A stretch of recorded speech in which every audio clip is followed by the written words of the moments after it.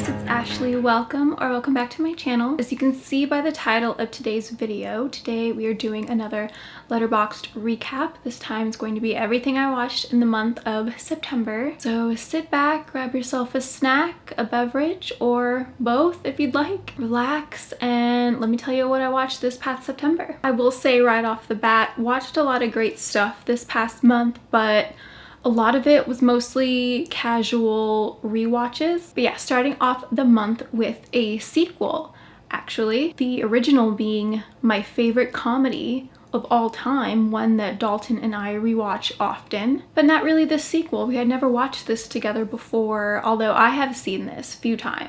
But yeah, we watched Wayne's World 2.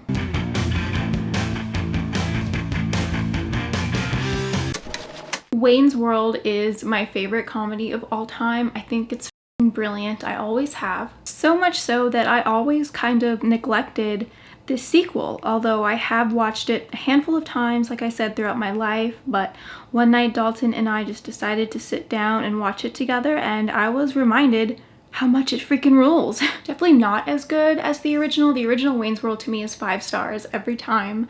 Wayne's World 2 is 4-star film for me, which is still very high. Just so many quotable lines and endless funny moments and just a really great nostalgic rewatch for me. I will be rewatching this way more often. Okay, next movie we watched in September is a movie we decided to throw on when we realized just how close to fall and Halloween time it was getting. And this is a movie I always hear about on social media. It's a childhood favorite for a lot of people, Dalton included. He said he used to watch this all the time as a kid, and that is Halloweentown from 1998.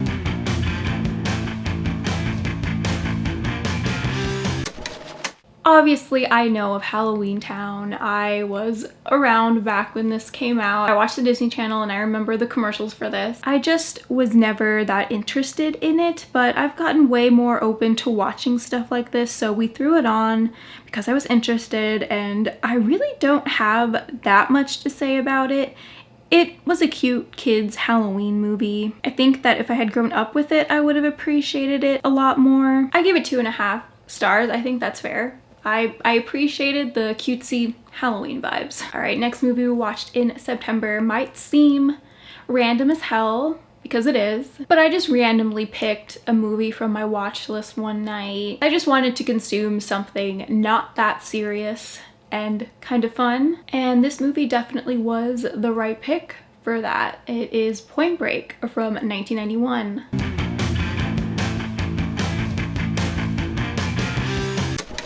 First of all, directed by Kathryn Bigelow, who directed one of my all-time favorite films, Near Dark. But yeah, it's the Keanu Reeves, Patrick Swayze movie where they jump out of the planes. That's what it's known for. Listen, it was entertaining as hell. I actually would watch this again. I gave it 3 stars. I love a good action thriller flick sometimes, and it fit the mood for the night, and I'm glad that I finally knocked it off my watch list. Alrighty, next movie we watched, or rewatched, I should say, is definitely a childhood favorite for me. It is one that I have watched over and over and over again, wore out the VHS tape. I can quote every line from it, and I know for a fact a lot of y'all can too. And that is The Sandlot.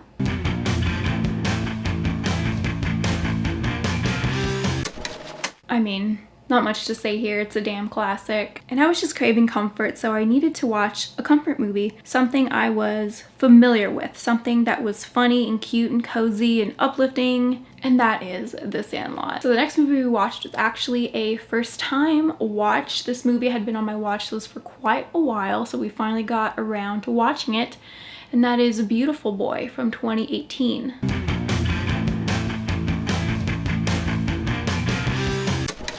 I didn't know that much about this movie going in, other than it stars Steve Carell and Timothée Chalamet, and also that I could tell it was probably going to pull my heartstrings a little bit, which it did. But yeah, this was really great. Steve Carell definitely being the standout Dalton and I just kind of sat in silence for the whole thing and didn't make any remarks to one another because we were just so gripped. It kind of reminded me of those dramatic indie movies that I would randomly stumble upon, like on the movie channels growing up, and I mean that as a compliment. Just really powerful filmmaking here, and I gave it 3.5 stars. Okay, next 2 movies I watched in September are actually going to be the next 2 movies that I cover on my channel, spoiler alert. And they're both movies that I just love to death. The first one being Class of 1984.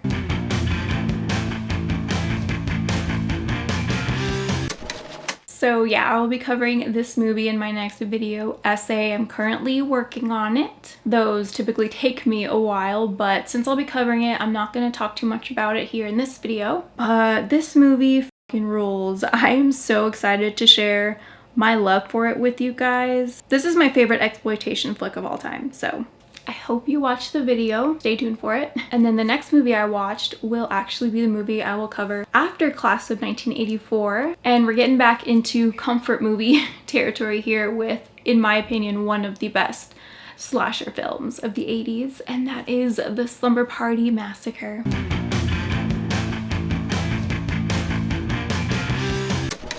Yeah, I'll eventually cover all of the Slumber Party Massacre movies, but of course we're going to start with the first one, which is such a comfort movie, a really solid slasher, always a blast to rewatch. I'm excited to cover it on my channel, but I'm even more excited to get to the sequel. If you know, you know, but you know, we'll get there eventually.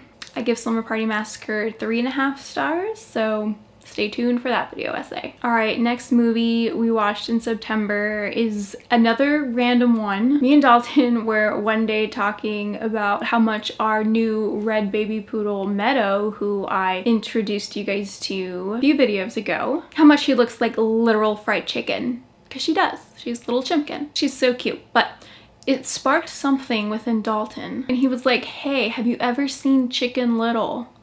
And I said, no. So we watched Chicken Little from 2005.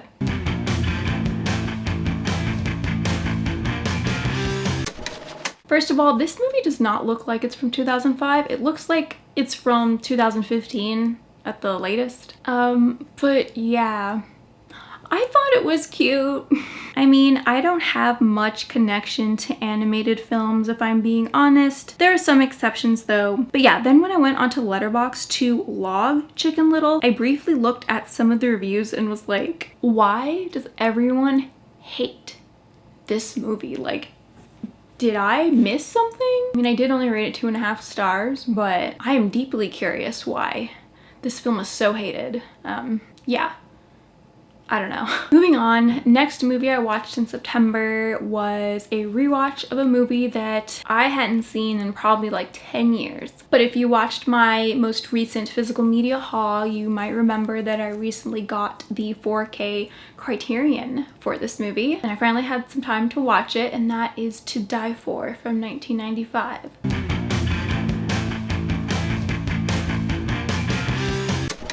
Yeah, even though it had been a really long time since I watched this, I always remembered it being really good, and I'm happy to report that I still think it's very good. Nicole Kidman in this is so unreal. Her performance is so chaotic and funny and evil. It really is a treat to watch. I highly recommend this movie if you have not seen it for some reason. It's a Gus Van Sant classic, and I'm so glad I rewatched it. 4 stars. Alrighty, next movie is yet again another comfort rewatch, and that is Bring It On from 2000.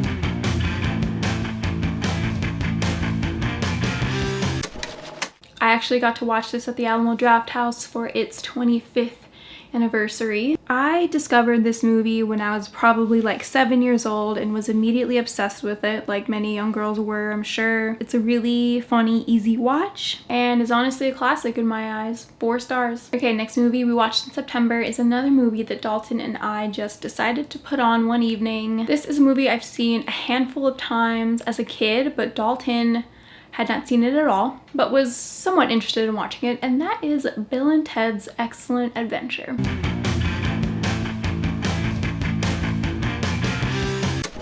So I'll be perfectly honest, I like this movie. I think it has a lot of charm, but I didn't really like it as much watching it this time around. Maybe we just weren't really in the right mood for it, but as I was watching it, I was thinking like, if it wasn't for the two main actors, Keanu Reeves and Alex Winter, I really wouldn't be that much of a fan of this movie, like at all. Like, it's definitely not as funny as Wayne's World, but it still has a lot of 80s charm. I ended up giving it only 3 stars, so I'm not really sure what the deal was with me. Like I said, maybe just wasn't in the right kind of mood for this, but maybe I'll give it another shot in a few years. Alrighty, only 3 movies left for the month of September. The next one being yet again another comfort rewatch. And that is Sleepaway Camp.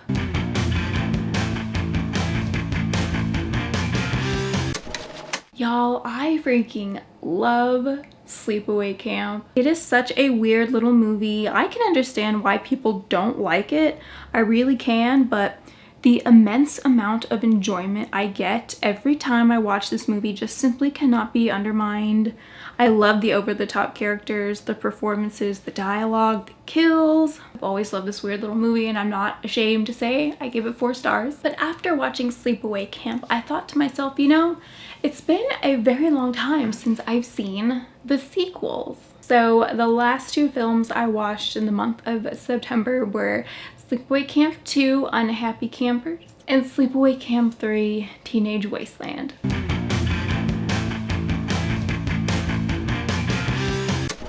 So Unhappy Campers is a little bit of a guilty pleasure for me. It reminds me a bit of a Slumber Party Massacre 2, where its tone is so much different than the original, but it's still super fun in its own way. This is definitely more of a horror comedy in my opinion, and I can't say I enjoy it more or even as much as the original Sleepaway Camp, but I did still have a pretty good time watching it. I gave it 3 stars. It's definitely special. I'll say that. And then part 3, Teenage Wasteland, you know, definitely less special than the first 2. Not one that I see myself watching all that often. It just lacks a lot of charm. The characters were bland but also too outrageous at the same time, and the kills sucked. I still gave it 2.5 stars though, just because watching Angela kill a bunch of insufferable, homophobic, and racist people is pretty satisfying to me. But yeah, I am glad that I rewatched the sequels. They're a fun, campy time. And those VHS covers were so endearing in the video stores growing up, weren't they? Wow, iconic. And I know that there is a return to Sleepaway Camp. I did not watch that. Maybe one day. It looks different. It just didn't make the cut this month. Okay guys, that was everything I watched in the month of September. Like I said several times, a lot of nostalgic comfort rewatches for me. I mean, I'm not complaining. I am the queen of rewatching my favorite movies over and over and over again. And it's just that time of year, you know, where all I want to do is rewatch all my favorite horror movies. So October's recap is probably going to be very similar to this one. I'm sure you guys won't mind, but let me know in the comments what you guys have been watching. Let's chat about movies below, and I'll have my Letterboxd and all of my other socials linked in the description box of this video as usual. And yeah, thanks for watching. I'll see you in my next video. Eat shit and die, Ricky! Eat shit and live, Bill.